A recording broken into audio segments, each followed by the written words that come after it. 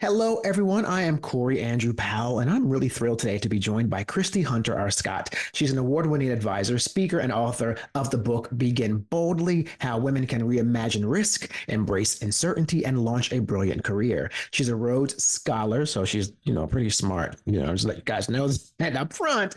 And she's a Rhodes Scholar, and her book was actually just picked to be part of the celebration of the 120th anniversary of the Rhodes Trust. And among her many achievements, Christie has also been named by Thinkers 50 as one of the top management thinkers likely to shape the future of business. Christie, welcome to Motivational Mondays. Thank you so much for having me. I'm excited to be here. Thank you. Well, we're happy you're here. We're excited too. And as I talked to you a little bit off camera before we began recording, I think your work is really important, not just for women, but also for allies of women and people who really want to understand the plight of women, whether it be in business or social constructs. I mean, your work covers a lot. So to begin, as a pun, I guess, because your book has the word begin in it, but, but your book Begin Boldly, it emphasizes the idea of reimagining risk and embracing uncertainty, as I just mentioned in the intro. So what inspired you to focus on specifically empowering women in that regard and helping them navigate these challenges in their careers versus like an overall messaging for, everyone? This is very women specific. Yeah, no, great question. And I will tell you to start off that although this was based on gender research and work, that it's been amazing how many men have picked up my book and actually said, these tools are completely applicable to me as well. But the reason why I wrote it for women specifically is in risk taking, there's been studies that have been done, and a simple example of it is that well-known study that says men are likely to apply for a role when they're 60% qualified or meeting what the requirements are. And for women, they wait until they're 100% or 100 plus until they're overachieving of what the requirements are. And that study, amongst so many others, told me that there's a gap that women need to close actually more than men.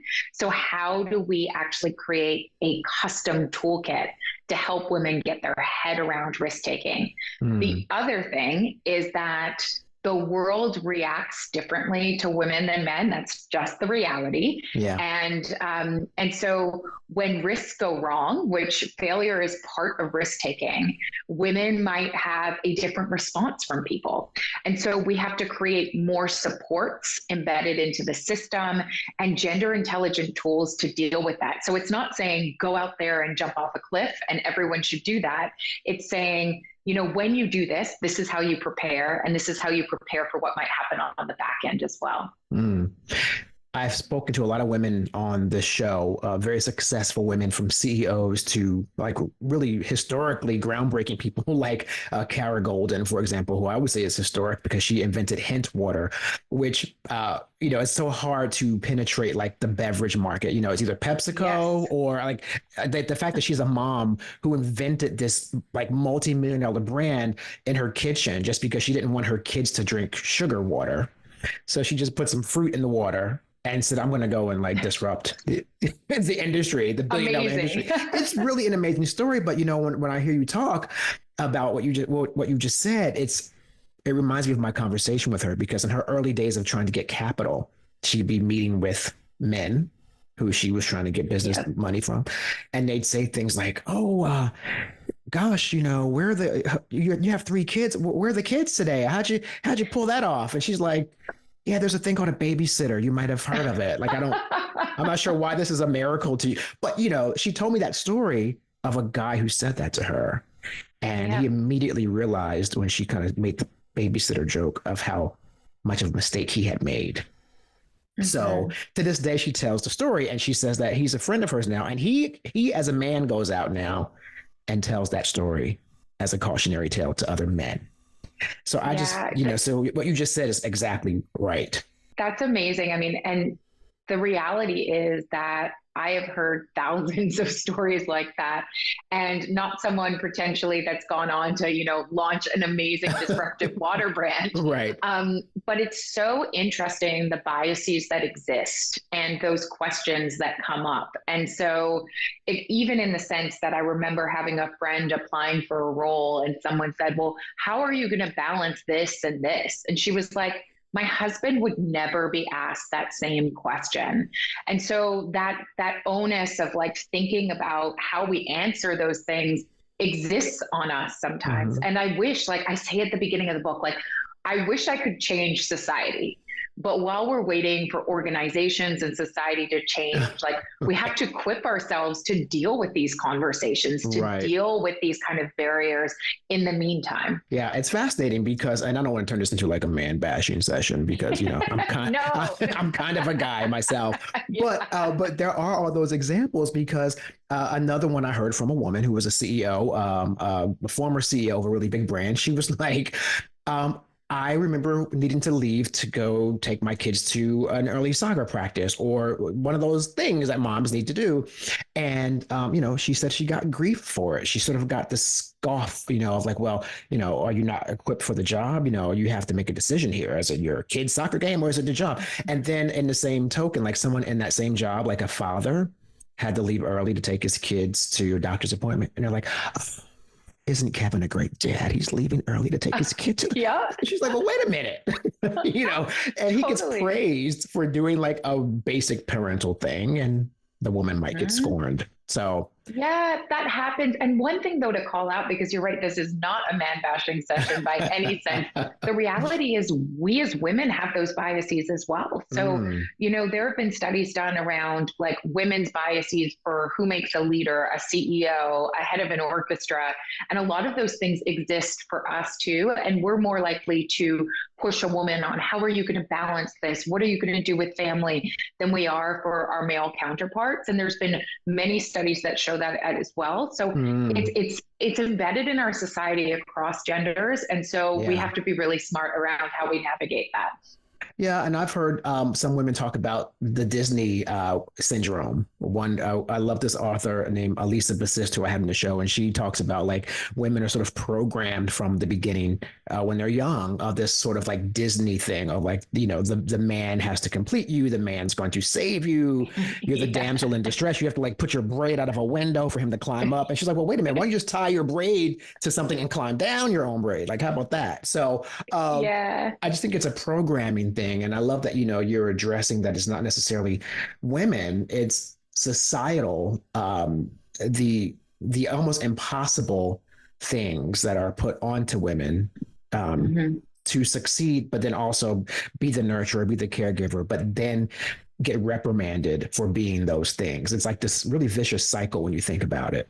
Yeah, it's incredibly complex and so difficult. So within the US, recent studies have shown like even where women take on the majority of the income earning in a family, they're either the sole income earner or the highest income earner in a married couple, that they're still more likely to take on the majority of the housework and childcare. And so these gender norms create conflicts and tensions for women in so many different ways. And then the trade-offs in terms of the career are greater. And so I keep on thinking about like, how do we create kind of the tools and equip women to navigate these conflicts, these tensions, these challenges, while we're hopefully in parallel changing organizations, policies, society as well. Right. And I love in the beginning, you mentioned that men have actually, men as well as women have seen something in your work that they relate to. And I have to tell you, especially for me, I mean, I'll also being of a marginalized group myself. Yes. I completely was like my mouth dropped open when I read sort of your correlation between like the glass ceiling and the bottom rung on the ladder.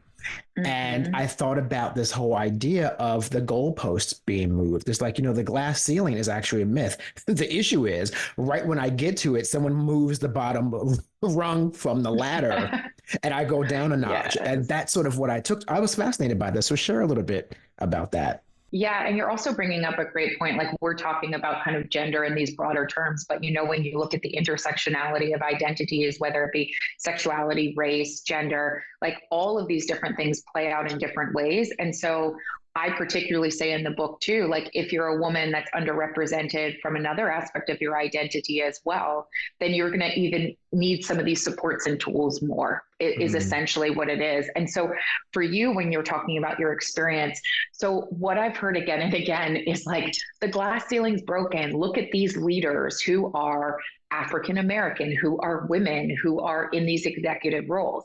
And so people then think that the issue's kind of resolved. But the reality is not only are those few and far between, we only have to look at the stats of, top companies to know that, Right. but we're seeing issues earlier on in the pipeline. And so the reality is what I was talking about when I was looking at the broken rung, that's actually something that McKinsey and Lean In published on in the last couple of years, is that women are actually getting stuck at that first kind of step to manager. So it's earlier than we think.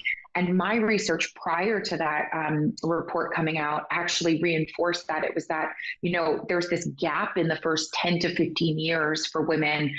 Most corporate programs for women are too little, too late, when really women are lagging men in aspiration and confidence in job title and promotion from day one or day two or day three on the job. And so we have this glaring gap. And the analogy I use actually is that we keep on thinking about, if you think about people that are underrepresented, if you think about women, we keep on doing these programs later on in the pipeline, like let's say executive or senior manager level.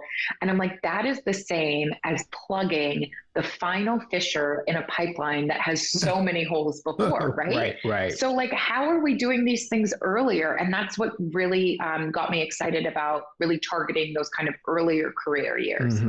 Yeah, and I will say I'm happy to report that a lot of the women who I've spoken to on the show, they are doing just that. They are doing things like beginning mentorship programs for girls in high school.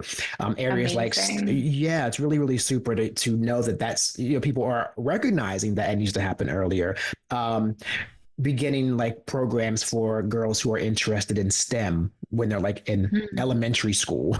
Really early. So girls know that, they can code and program. So on one hand, you're right. That's an issue. And on the other hand, we do see at least some women getting in there and trying to make a difference because, they saw a need and they went in and decided to make that difference. So that's a good thing, at least. Amazing. Yeah. And I've done work with girls in high school as well for those kind of same reasons, that we need to think about cultivating those mindsets and skill sets earlier and not just telling girls you can be anything you want to be, like helping them actually think about like, Right. And here's the tools and the support systems you'll need to do that. But what I did find is in the corporate landscape, when I looked at it, the majority of companies that were investing in women's programs were kind of later on and or like middle manager or coming to manager and above. But there was this gap in a lot of companies kind of in that early career stage when it's really essential. And so the book was really born from that, is like, how do I provide people almost with a curriculum and toolkit that they can just run with without having to invest in a whole programmatic element? Yeah. And it's amazing because there are so many opportunities now for women that didn't exist before. So, the talent is there. You'll hear companies sometimes, which is so funny, not funny, it's kind of pathetic in some ways. They will say things like, we really want to hire, a Black CEO woman, lesbian, but we can't find one. I'm like, no, you're not looking, because there's no way you can't find like, women who are brilliant and, and who are capable of that. So it's like a lot of brands are sort of using that excuse. And so I think it's good for people to do work like what you're doing, because you go to organizations and you go, no, here's a whole realm of people who you're just not tapped into. Yeah. I mean, you hit the nail on the head. Like, so I do broader inclusion work with companies. So part of my work is coaching, and I do a lot of coaching programs for women, but then part of it's on strategic advisory retainer with companies where they're engaging me to think about how to be more inclusive or dynamic. And the number one thing, like, I'd be so rich if I had $1 for every time I heard, we want to hire a Black CEO. We want to hire X, but we can't find them. And it's a supply issue, right? And Gosh. so I always am kind of like, respectfully, let's look at your recruitment process, right? Mm, So even things like the language you use in job descriptions, if you know that people who are in a minority or underrepresented position are less likely to apply for something unless they tick all the boxes, how do you frame things as kind of nice to haves or preferred rather than required, right? mm, How do you frame your language with a blend of kind of gender neutral language, as well as like there's certain like agentic, more masculine words, and communal, more feminine words that they've shown have an impact on who applies. And then mm-hmm. even in outreach, like people will say, well, we're not getting anyone. And I'm like, well, what universities or schools are you going to, and what is their diversity proportion? Because if they only have 10% Black individuals, then you might need to also think about outreach at other places. Right. And then even in the interview process, like I've worked with people around interrupting bias, around using scorecards and metrics. So we don't just say this person isn't a good fit, or this person is using a bias interrupter in interview processes. So there's lots of really, really cool things that you can do. And one of the things that I am really excited about and proud of is I'm actually now National Rhodes Secretary for Bermuda. So I'm originally from Bermuda, Oh, and okay. I run selection and outreach now for the Rhodes Scholarship for Bermuda. And we saw historically that there was a kind of like, you see a more homogeneous pool coming through, and it might be word of mouth, it might be certain, established networks of people Right. that know Rhodes Scholars or come from these schools that have machines that produce Rhodes Scholars. And Mm. in the last few years, we've finally seen kind of the pendulum swing and our applicant pool be more reflective of the racial and gender diversity of our community. Yeah, And yeah. that, to me, by implementing some of these tools, so I totally think it's possible. And to your point, we need to stop that narrative around like they don't exist, because they do. Yeah, I mean, it's sort of a strange position for a company to even take, to even, say something like that. I mean, clearly some of our top universities, even if you look at HBCUs themselves, they are what we Yes. call Black Ivy League. So how are you Yeah. not finding, people who can run a company at those organizations? But again, I think there is change. I try not to be pessimistic. Change is not always fast. It doesn't happen when you want it. The world that I live in is there's more opportunities for me than my mother had. So I get it in that regard. But in many ways, we are still sort of stuck. And one of the situations now, and we don't have to have a political conversation about it, but it's sort of like the elephant in the room, is what's going on in Texas right now. And whatever side of that argument you're on, I find it just bizarre that in 2023, that politicians are interjecting themselves into a conversation about what a woman can do regarding her own health in any aspect. So, when you have that extreme, it makes me feel a little pessimistic about, well, how far can women really go when you're at the level where it's legislated that someone else can control your body? So it's a weird dichotomy for women to exist, I think, in our society. What's your take on that? Ooh, I know that yeah, was a little deep. Sorry. I get, no. I just get emotional talking about it. So I'm going to share something. When I got the Rhodes Scholarship, I was the second Rhodes Scholar ever to pursue women's studies. And a lot of people, this article came out at the time and said, like, well, most Rhodes Scholars do law or medicine, like Christie's doing this. And it was questioned. It was like, what are you going to do with this degree? Mm, Why are you wasting the Rhodes Scholarship on this degree? And a lot of people kind of in my generation were like, this is a battleground that was won in our mother's generation, like in the 60s. Like mm-hmm. we have everything. Why is this still kind of an issue? And I almost had to justify it, and it was always questioned. Yeah. And unfortunately, because of what's been happening in the political landscape in the US, and globally, we've seen it around diversity. Whether you're looking at what the legislation that just the arguments in India around gay marriage, whether you're looking at Aboriginal representation in Australia, there's like Mm-hmm. this movement against what I would call inclusive policies. And the only silver lining is there is a deep, deep recognition that these are no longer sideline issues. These are mainstream issues. Yeah. And so the working in this space does not need to be justified anymore. However, if you look at book banning, affirmative action, abortion rights, there's a lot of stuff that is very deeply personal for individuals and going to impact their day-to-day existence. Mm-hmm. And so the one thing that I would say kind of to companies too, and leaders in companies, is if legislation is one way in where you are, companies then need to take more responsibility to how do I support my employees and their health and psychological well-being, Right. and their overall physical health, which this is, in ways that I may not have had to before because the state was more supportive in a certain way. So I think in some ways it's changing the dynamic of the discussion for companies and organizations and what it looks like to support women given the current state of affairs, which is frankly pretty depressing. Yeah, it definitely is very depressing. My mother was born in 1949, and she and I have conversations like this often where, like, as you mentioned, she's like, didn't we already go through this? I mean, I thought we already were.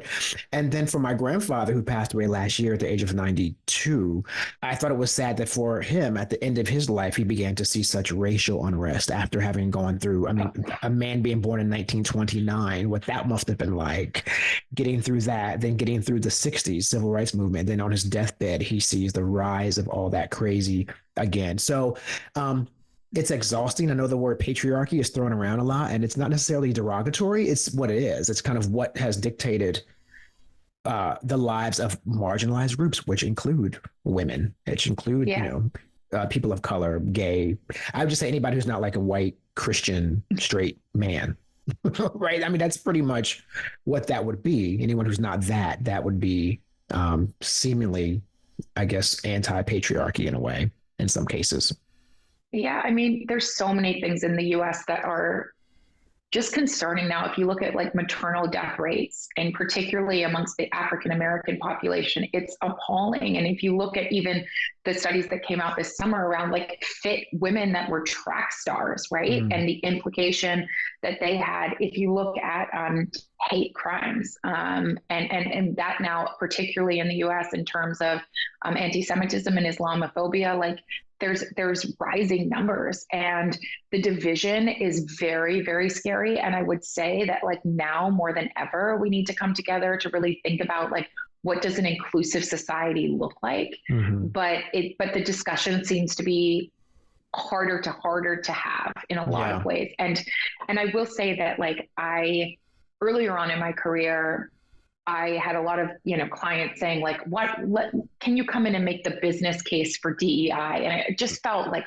exhausting to have to go back to that. Yeah. And then the only positive there was around George Floyd and the rising of Black Lives Matter was that my phone started ringing, and I was almost angry though, because like people suddenly wanted to focus on it. And I was like, it took us getting to here to focus on this. Like, why? Yeah. But then I realized that was an opportunity to kind of bring this into the mainstream discussions of culture and leadership and organizations.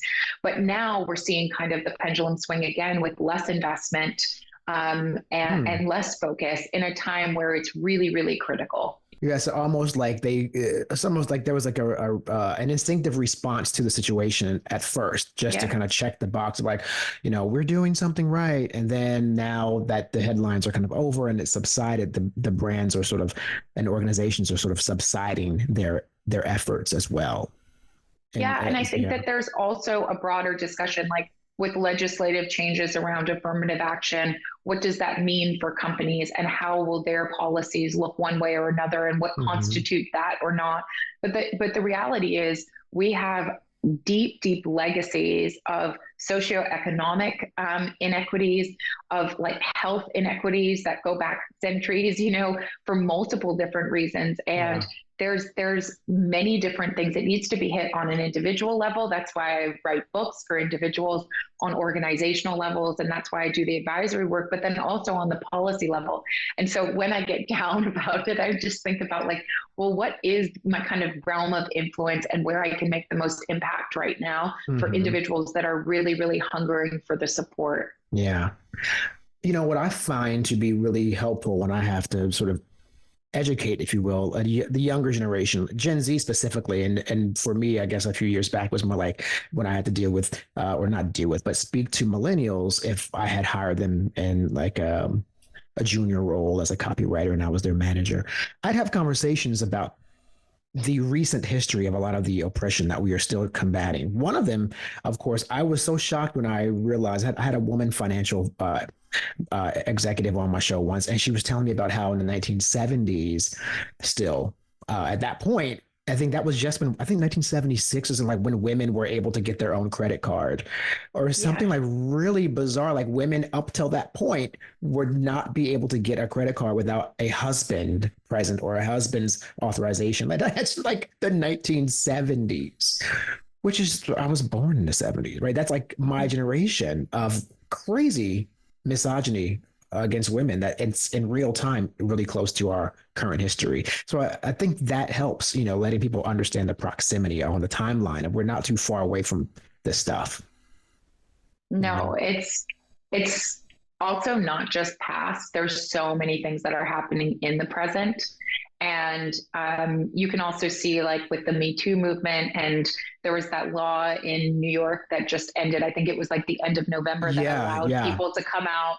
I'm forgetting the name of it, but allowed people to come out years later who were sexual abuse victims. And it's just been, I mean, interesting to see like this is the state of play now, still in so many industries. It's not like sometimes we talk about race equity or gender equity like issues of the past. And if anything, we've seen in the last few years that these are issues now. Yeah, still going forward.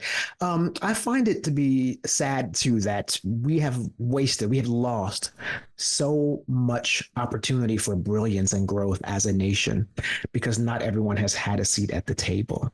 And I just find, I find when I look at it, it's like, we could be so much further ahead. Maybe in the arts, the sciences, financial health, world economics, national economics.